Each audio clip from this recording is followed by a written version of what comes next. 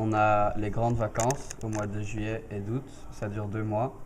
Après, on a une semaine au mois d'octobre aussi. Et après la semaine d'octobre, on a encore des vacances à Noël. Là, c'est 2 semaines. Et entre les vacances d'octobre et de Noël, on a certains jours fériés, comme vous, je pense, le 11 novembre, qui est un jour férié. Et après les vacances de Noël, on a encore les vacances de carnaval. Ça dure aussi une semaine, le mois de février, au mars, je pense. Et on a encore les vacances de Pâques qui durent 2 semaines. Et après les vacances de Pâques, il y a encore des jours fériés aussi, comme le 1er mai et tout ça.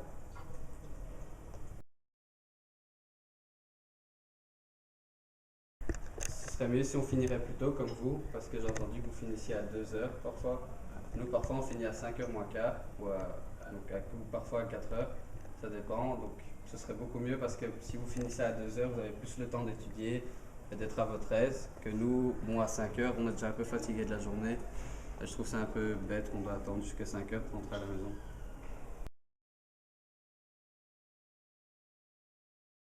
Oui, il y a certains étrangers. Il y en a beaucoup qui viennent du continent de l'Afrique, donc des Africains noirs. Il n'y a pas beaucoup de Maghrébins. Il y a aussi beaucoup de gens qui viennent des pays de l'Est, comme la Russie. Et... Non, juste la Russie en fait.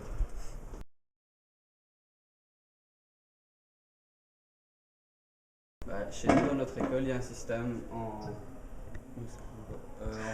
Ah oui, donc qu'on donne des cours de rattrapage. on donne des cours de rattrapage en première et en deuxième pour les gens qui ne savent pas encore très bien pratiquer le néerlandais. Et il y en a certains qui sont bien intégrés, mais d'autres pas, vu qu'ils ne sont pas beaucoup dans notre école, alors ils se mettent en groupe et ils se différencient des autres, j'arrive pas très bien à expliquer. Donc ils font un groupe et ils vont pas se mélanger avec les autres parce qu'ils sont pas beaucoup. Et dans les autres écoles, il y a aussi des programmes pour aider les gens à apprendre le néerlandais et à savoir le pratiquer.